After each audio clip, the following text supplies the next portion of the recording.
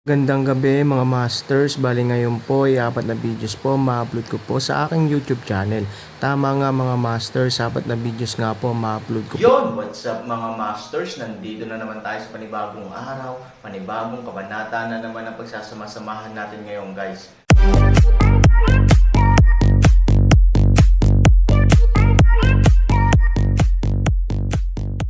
Bali mga masters, kung bago ka pa lang po sa aking YouTube channel, please click the subscribe button, lalong-lalo na po yung notification bell guys, para maging connected pa rin tayo sa isa't isa at maging updated kayo sa mga susunod ko pang video.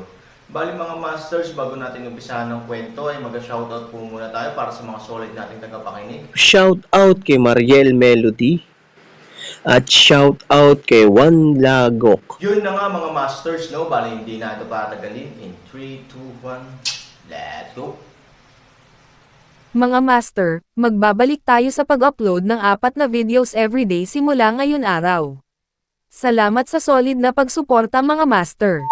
Kabanata 3066 hanggang 3070. Ang mabait na paalala ni Liu Wei ay hindi inilagay sa puso ni Lin Fang, dahil ang kanyang pakiramdam ng pagiging superior ay masyadong malakas. Ang Dragon Lake Pavilion ay wala sa kanyang paningin. Pagkatapos ng lahat, si Lin Fang ay isang sikat na babae na pumupunta at mula sa lahat ng uri ng mga high-level na piging sa ibang bansa. Ang lahat ng mga taong kilala niya ay sikat sa mundo. Sa ilalim ng gayong pangitain, mahirap para sa sino mang mapansin niya. Isa pa, siya pa rin ang kalaban na matagal na niyang kinaiinisan. Paano niya mapapalitan si Shi Jing dahil sa maliit na pagbabagong ito? Liu Wei, alam mo ba kung bakit ganyan ang iniisip mo? Tanong ni Lin Fang kay Liu Wei. Si Liu Wei isang mukha na hindi maintindihan sa pagtingin kay Lin Fang, huwag mo siyang intindihin kung ano ang ibig sabihin ng mga salitang ito. Anong masasabi mo? Nagdududa si Liu Wei ng paraan. Sa isang mapang-uyam ng ngiti, sinabi ni Lin Fang, ito ay nagpapakita na ikaw ay hindi sapat na malakas. Kaya't binibigyang pansin mo ang gayong maliit na bagay. Naramdaman ang mapanghamak na tono ni Lin Fang, walang ibang pagpipilian si Liu Wei kundi ngumiti. Para sabihing mayaman siya, isa na siyang matagumpay na tao. Ngunit upang sabihin na siya ay malakas, mayroon pa ring ilang mga puwang, ngunit hindi ito nangangahulugan na si Liu Wei ay ignorante. Ang Yanjing ay isang lugar ng kapangyarihan, at ang mga oras ng pagbubukas ng Longho Pavilion ay nagpakita na ang lugar na ito ay hindi simple. Ang anak ni Shi Jing ay maaaring personal na matanggap ng boss, at binuksan din ang Longho Pavilion. Ganun ba talaga ka-simple? Sana huwag kang gumawa ng mga bagay na pinagsisisihan mo. Sabi ni Liu Wei. Hindi marunong ngumiti si Lin Fang. Ano pa ba ang maaari niyang pagsisihan sa ganitong sirang lugar? Kasunod ni Zheng Xiao, sa wakas ay dumating ang publiko sa Longho Pavilion. Ang kapaligiran at layout ng pavilion ay ganap na naiiba mula sa Shanshui Court, at ito ay nagbibigay sa mga tao ng pakiramdam ng pagiging napakatangkad. Nakatayo lang dito, hindi maiwasang isipin ng mga tao na naging high-end na sila. It's really better than Shanshui Court. Hindi ko alam kung ilan ang grades. Hindi ko inaasahan na magkakaroon ako ng pagkakataong kumain sa Longho Pavilion sa buhay ko. Isang malaking karangalan. Shi Jing, makapangyarihan ka pa rin. Kung hindi dahil sa iyo, hindi kami magkakaroon ng pagkakataong sundan ka. Oo, napakalakas ni Shi Jing. Ang ganitong uri ng lugar ay hindi bukas sa sinuman. Ang ilang mga estudyante ay nagsimulang purihin si Shi Jing, at ang mga salitang ito sa pandinig ni Lin Fang, ay walang alinlangan na magiging malupit. Okay lang yan. I don't think you have any sense. What's good? Kahit bigyan mo pa ako ng tambak na bulok na wood products, I don't think it has style.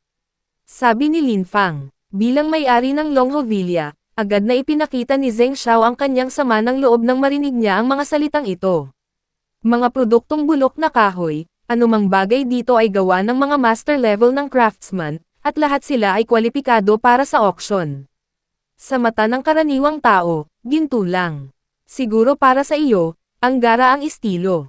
Sumagot si Zheng Xiao sa mahinahong tono. Isang malamig na ngiti ang ibinigay ni Lin Fang at sinabing, Boss Zheng, hindi ko inaasahan na sa iyong paningin, ako ay isang leiko na mahilig sa ginto.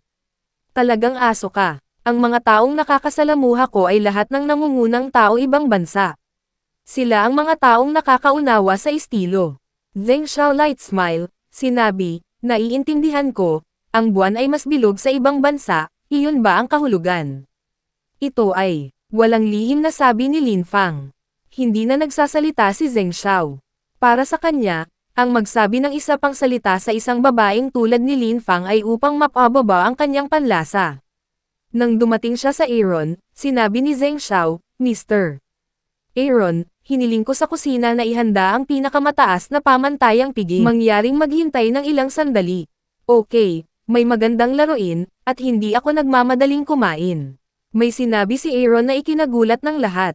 Isa pang magandang play. Anong klaseng drama yan? Pumunta si Shi Jing sa Aaron na may pagtataka sa mukha at mahinang nagtanong, Anak, ano pa, sabihin mo kay nanay. I'll let you know later. Now I'll tell you, there's no surprise. Sabi ni Aaron. Mabilis na umiling si Shi Jing at sinabing, ayoko ng sorpresa. Kailangan mo akong ihanda sa pag-iisip. Huwag mong sabihin, huwag mo lang sabihin. Aaron sa loobin matigas sinabi. Si Shi Jing ay tumingin sa Aaron na may galit. Pagkatapos niyang kunin ang Aaron, sumuko na siya. Sa oras na ito, ang balita ng Aaron sa Longho Mountain Villa ay kumalat sa buong Longho Mountain Villa. Ang lahat ng may-ari na nagtitipon dito ay handang lumipat pagkatapos matanggap ang balita. Pagkatapos ng lahat, ito ang pinakamagandang pagkakataon para matugunan nila ang Aaron. Kapag naabot na nila ang pakikipagtulungan kay Feng Chen sa pamamagitan ng Aaron, ito ay isang malaking karangalan. Gayunpaman, binitawan na ni Feng Chen dati. Talagang imposible para sa kanya na makakuha ng kooperasyon sa pamamagitan ng direktang panliligalig sa Aaron. Ibig sabihin, ang Aaron ay may matatag na saloobin sa bagay na ito at hinding-hindi papayag na guluhin siya ng sinuman. Dahil dito, ang mga amo na iyon ay medyo natakot at hindi naglakas loob na kumilos ng madali kapag mayroon silang pagkakataon sa harap nila. Sabi nga sa kasabihan, laging may mga taong handang makipagsapalaran. Pagkatapos ng lahat, dumating ang mga pagkakataon. Hindi katanggap-tanggap para sa ilang tao na panoorin silang nami-miss sila. Kaya, sa maikling panahon, ang mga unang tao ay dumating sa Longho Pavilion. Napakahinhin at mapagkumbaba ang kanilang ugali. Hindi sila manggahas na magkamali sa harap ng Aaron. Bukod dito, halos ilagay nila ang kanilang sarili sa pinakamababang posisyon sa kanilang tono at ugali. Ang ilang mga tao ay yumoko pa sa Aaron. Sa unang grupo ng mga tao, natural na magkakaroon ng pangalawang grupo ng mga tao. Kung tutusin, walang handang hulihin at pagsamantalahan ng iba. Lahat ng mga balitang inilabas ni Feng Chen ay itinapon na ng mga taong ito. Tila pinili ng lahat na makalimot ng paulit-ulit, para lang makita si Han Sani, at maibigay ang kanyang business card, na pinakamainam na alalahanin ni Han Sani. Sunod-sunod na kaway ng mga tao ang nagsidatingan, dahilan para magkatitigan ang mga matandang kaklase ni Shi Jing. Niwala silang ganang makipag-chat sa isa't isa, kaya't pinanood nila ang Aaron na tumanggap ng mga boss ng may interes. Mas marami o hindi gaanong naiintindihan ng mga domestic student ang sitwasyong ito. Kung tutusin, bilang mga lokal, marami na silang narinig tungkol sa Aaron. Siguro hindi nila alam ang inside story, pero alam din nila ang tungkol sa impluwensya ng Aaron. Kung tungkol sa mga dayuhang estudyante, sila ay ganap na mangmang. Hindi nila maintindihan kung bakit ang isang bata ay kayang respetuhin ng napakaraming amo. Bukod dito, ang mga amo na ito ay kumikilos na parang mga katulong sa harap niya. Talagang sinasabi nila ang lahat kapag nambobola sila, napakalakas ba talaga ng anak ni Shi Jing. Sa murang edad, anong mga tagumpay ang kailangan mong gawin para mapansin ng napakaraming boss? Namangha sila sa katotohanan na maaari silang gumawa ng ganoong kaguluhan sa pamamagitan ng paghula kung ano ang karakter na Aaron. At the same time, sineryoso rin nila si Shi Jing. Ngunit si Lin Fang ay isang exception. Kung mas maraming tao ang nag-iisip na ang Aaron ay makapangyarihan, mas lalo siyang mapanghamak. Ito ay isang maliit na bata lamang. Paano siya magkakaroon ng napakaraming enerhiya? Kaya sa kanyang opinyon, ang mga taong ito ay mga artista ni Shi Jing. Ayaw ba nilang isipin ng iba na makapangyarihan siya? Pero masyadong fake ang acting. Kung ang kanyang anak ay nasa hustong gulang na, maliwanag na makakuha ng ganoong paggamot, ngunit ang Aaron ay isang maliit na bata. Paano ito magiging kapanipaniwala? Kahit bulag ka, hindi ka mabulag. Naniniwala ka ba talaga? Lubhang namumuhi na sabi ni Lin Fang. Lin Fang, ang mga amo na ito ay dumating ng personal. Hindi pa ba ito sapat na totoo? Alam ng lahat ang sama ng loob sa pagitan ni Lin Fang at Xi Jing, ngunit walang pakialam si Xi Jing. Alam din nila na si Lin Fang ang pumipili ng mga bagay ng unilaterally. Kaya't nang sabihin iyon ni Lin Fang, may agad na pinabulaanan ito. Ang pagdinig ay maaaring mali, ngunit ngayon ang mga katotohanan ay nasa harap natin. Pwede bang may mali, boss? Tulad ng alam mo, dapat sila ang boss. Baka busybodies lang sila na walang mga murang imitasyon na brand names. Sa aking palagay, ang mga taong ito ay sadyang iniimbitahan ni Xi Jing na magtanghal, paliwanag ni Lin Fang. Ang pahayag na ito ay hindi imposible. Sa ilang sandali, maraming tao ang nag-alinlangan sa katotohanan ng bagay na iyon. Sa katunayan, ang Aaron ay isang bata lamang. Paano siya nagkaroon ng ganoong tangkad at hinayaan ang napakaraming amo na makita siya ng personal? Ngunit sa parehong oras, iniisip ng ilang tao na totoo na hiniling ni Han Sanchen kay Zheng Xiao na tanggapin siya ng personal, at ang posisyon ni Zheng Xiao bilang boss ay dapat na napakataas sa Yanjing, kaya naiintindihan ng ibang tao na magpakita. Habang nag-iisip ang mga tao, biglang tumunog ang telepono ni Lin Fang. Nang makita ni Lin Fang ang caller ID, agad na nagpakita ang kanyang mukha ng mapagmataas na ngiti, at itinaas pa ang kanyang mobile phone sa mga estudyante, sadyang hinahayaan silang makita ang pangalan ng caller ID. Dapat narinig mo na ang pangalan ng lalaking ito.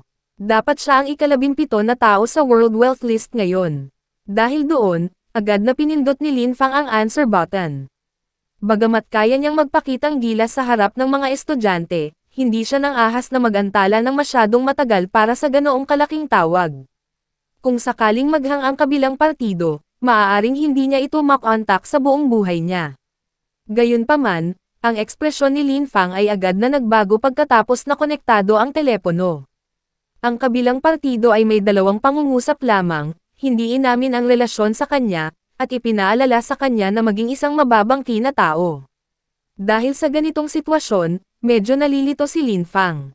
Sa tingin niya ay wala siyang nagawa. Paanong biglang nasabi ng kabilang partido? Kakababa lang ng telepono, at pagkatapos ay tumunog muli, at ito ay isa pang tao sa listahan ng kapalaran. Sa pagkakataong ito, hindi na nagpakita pa si Lin Fang, dahil mayroon siyang hindi tiyak na premonition sa kanyang puso. Oo naman, ang kabilang panig ay nagsabi ng parehong bagay at pagkatapos ay ibinaba ang tawag. Si Lin Fang ay ganap na hanggal, at kahit siya ay hindi maintindihan kung bakit ito naging ganito. Gayunpaman, nakakatuwang malaman na ang mga mahahalagang tao ni Lin Fang, hindi lamang ang dalawang ito, ay naputol ang pakikipag-ugnayan sa kanila, at hindi makakaapekto sa katayuan ni Lin Fang sa mga pangunahing lugar ng matataas na uri sa ibang bansa. Ngunit ang bangungot ay simula pa lamang. Tulad ng dalawang piece ng telepono na patuloy na tumunog, halos lahat ay eksaktong pareho. Walang salita ang natitira, at walang sali. Tinanggal. Si Lin Fang, na hindi alam kung bakit, ay may mahinang paa. Pakiramdam niya ay pumapasok na siya sa matataas na uri at tila unti-unting lumalayo sa kanya, at wala man lang dahilan o senyales. Bakit ganun? Bakit ganun? Si Lin Fang ay may malaking tanong sa kanyang puso. Kakauwi lang niya. Paano ito nangyari? Sa oras na ito, si Liu Wei, na nakakita ng mali sa mukha ni Lin Fang, ay lumapit sa kanya. Anong problema? Tanong ni Liu Wei. Ang kaisipan ni Lin Fang ay sumabog, upang samipit sa bilog ng mga dayuhang bansa, ginamit niya ang lahat ng paraan na hindi nakikita, at ngayon, ang lahat ay nawasak, at nawasak ng hindi maipaliwanag. Okay ka lang ba? Kung may tanong ka, sabihin mo at tingnan mo kung matutulungan kita. Matapos makatanggap at makakonekta ng higit sa 10 tawag, tiyak na may malaking problema, kaya naramdaman ni Liu Wei na mayroon siyang pagkakataon na samantalahin ang pagkakataon. Kung tutuusin, malayo na si Xi Jing sa kanya ngayon, ngunit kung makukuha niya si Lin Fang, isa rin itong magandang pagpipilian. Isa-isa akong tinatawag ng mga taong nasa listahan ng mayayaman, sinasabing pinutol nila ang relasyon sa akin at hinahayaan akong maging mababang loob na tao. Hindi ko alam kung bakit. Sinabi ni Lin Fang kay Liu Wei na talagang kailangan niya ng taong tutulong sa kanya na malaman kung ano ang problema at kung bakit siya sabay natatawag sa kanya ng mga taong iyon. Huminga ng malamig si Liu Wei. Ang mga taong kilala ni Lin Fang ay ang lahat ng nangunguna sa mundo. Kapag sabay silang tumawag, dapat may itinuro sa kanila. Anong uri ng katayuan ang taong makapagtuturo sa kanila na gumawa ng mga bagay? Ang unang naisip ni Liu Wei ay umatras. Malinaw, ang problema ni Lin Fang ay hindi isang bagay na siya ay kwalipikadong lutasin. Kung siya ay hindi sinasadyang nasangkot dito, siya ay isang maliit na tao na hindi niya kayang bayaran ang kahihinatnan. Well, I'm afraid I can't help you.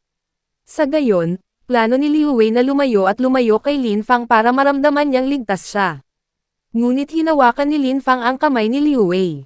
Ngayon ay itinuring niya si Liu Wei bilang isang legal iligtas buhay na straw. Paano niya ito hahayaang umalis ng madali? Huwag kang umalis. Ipapangako ko sa iyo ang anumang bagay basta't matutulungan mo akong mag-isip tungkol dito ng malinaw. Kapag nahanap na natin ang problema, magkakaroon tayo ng pagkakataong malutas ito. Bagamat nangyari na ito, iniisip ni Lin Fang na hanggat kaya niya itong ayusin sa tamang panahon, ang bagay na ito ay maaari pa ring maging mas mabuti. May nasaktan ka ba kamakailan? Walang magawang sabi ni Liu Wei, na hawak ni Lin Fang. Umiling si Lin Fang sa unang pagkakataon. Bagamat mayabang siya ngayon, napakaloki niya kapag nagtatrabaho sa ibang bansa, dahil malinaw na naiintindihan ni Lin Fang kung sino siya ay at kung ano ang kanyang katayuan kapag siya ay nagkaroon ng masyadong mataas na profile na problema para sa kanyang sarili. Ang lahat ng kanyang mga pagsisikap ay magiging walang kabuluhan, kaya siya ay napakamaingat at hindi kailanman makakasakit ng isang malaking tao nang walang anumang dahilan, nakakasakit ng mga taong may mas mataas na katayuan kaysa sa mga taong iyon, nahaantong sa kanila na tawagan ka ng sabay-sabay, dapat mong maunawaan at utusan ang mga taong ito, na tiyak na hindi isang simpleng tao. Likas na naiintindihan ni Lin Fang ang katotohanan ito, at dahil naiintindihan niya ito kaya naisip niya na kakaiba ito. Biglang tumingin si Lin Fang kay Aaron. Yun na nga mga masters, no? Bali panibagong kabanata na naman yung natapos natin ngayong gabi. Muli, maraming salamat po talaga sa walang sawang suporta po sa aking YouTube channel na talagang inaabangan nyo po ang bawat upload ko po. Bali mga masters, magkita-kita ulit po tayo bukas ng gabi at ngayon po ay magpapaalam po muna tayo. Bali mga masters, bye-bye!